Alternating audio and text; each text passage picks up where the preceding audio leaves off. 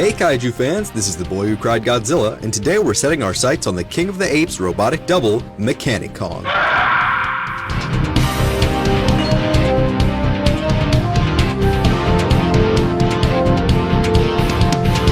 Mechani-Kong is a robotic King Kong doppelganger that debuted as an antagonist in the 1966 Rankin-Bass television series The King Kong Show, and was later reimagined in Toho's 1967 film King Kong Escapes. While it was proposed to appear in a handful of unmade Toho projects in the early 90s, and made appearances in games and manga near that time, the mechanical ape hasn't been featured in much media in recent years. In The King Kong Show, Mechani-Kong is a giant robot bearing the basic silhouette of Kong himself, with a window on top of his head, from which Doctor Who controls the mechanism. His body is made of sleek brown metal, with his face, hands, and chest being of a lighter tan color. In tie-in media for the series, such as manga and other artwork, Mechani-Kong is given completely different designs. Toho's Mechani-Kong is entirely silver with clear rivets on its body. Mechani-Kong number 1 has a belt of canister-like grenades around its waist, though the second iteration lacks it. In The King Kong Show, Mechani-Kong was built by Doctor Who to discredit and destroy King Kong, while in King Kong Escapes, Mechani-Kong was built by Doctor Who using designs realized by Major Carl Nelson. The King Kong Show.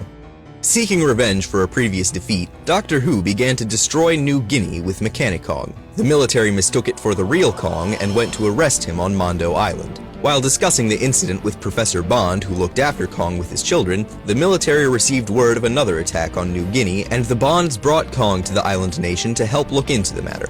Kong then attempted to attack Mechani-Kong, but Mechani-Kong was unfazed by all of his blows.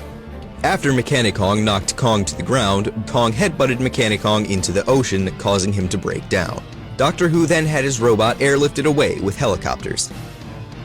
King Kong Escapes. After defecting from the United Nations, Doctor Who stole designs from his former colleague Carl Nelson and used them to create Mechani-Kong to mine the highly radioactive element X at the North Pole. After digging too close to the element, the radiation caused Mechani-Kong to break down and make Who seek the real Kong to replace it. After Kong escaped Who's control, as the film's title implies, he rebuilt Mechani-Kong as Mechani-Kong number 2 and sent it to retrieve Kong. The robot used its hypnotic diode to immobilize him, but Kong quickly snapped out of it thanks to UN Lieutenant Jiro Nomura shooting the light and breaking it. Mechani-Kong then grabbed Nomura's comrade, Lieutenant Susan Watson, and took her up Tokyo Tower, where he threatened to drop her if Kong did not comply. Not understanding the warning, Kong climbed up after her, and Mechani-Kong dropped her, though Kong was able to save her. As the Kongs continued climbing, the tower began to sway under their combined weights, and a defector aboard Who's ship broke Mechani-Kong's control terminal at the cost of her life. This caused the robot to short-circuit and break apart upon hitting the ground. Physical strength. Mechani-Kong has strength on par with the organic Kong, but is not restricted by endurance. The real Kong seems quicker. My Kong won't tire. Hypnotic diode. Mechani-Kong number 2 is outfitted with a light in its head that is capable of putting those who look at it into a state of hypnosis. Eye beams. Mechani-Kong is capable of emitting powerful lights from his eyes. Gas cylinders. Mechani-Kong number 1 has a utility belt attached to its waist that contains 20 giant compressed gas cylinders composed primarily of napalm. It can pull these grenades off its belt to throw them, either to try and harm his enemies or to dig through the Arctic ice. Loudspeakers. Doctor Who can transmit his voice through loudspeakers located within Mechani-Kong's mouth, with the sound carrying for 10 square kilometers. Miscellaneous.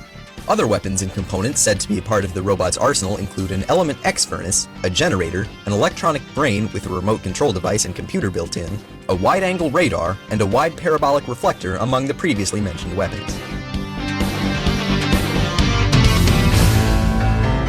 In the 1992 manga Godzilla, King of the Monsters, published by Kodansha Comics, Mechani-Kong was rebuilt by the mad scientist Dr. Oniyama as Mechani-Kong II to help his rebuilt Mechagodzilla 3 defeat Godzilla. Mechani-Kong held Godzilla in place while Mechagodzilla attacked, but Godzilla was able to flip him over his shoulder, and the impact caused Mechani-Kong to shut down.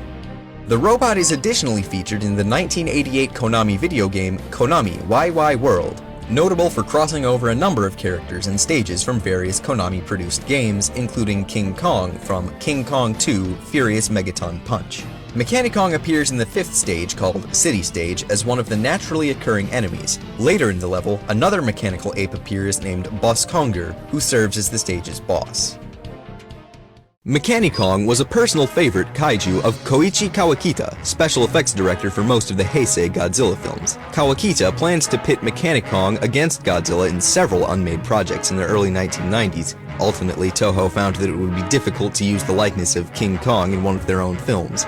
However, Kawakita later paid tribute to Mechani-Kong with the monster Bulgario in the show Phantom Star God Justerizers and the film Super Starfleet Caesar X the Movie, which he claimed was based on the unused Heisei design for Mechani-Kong.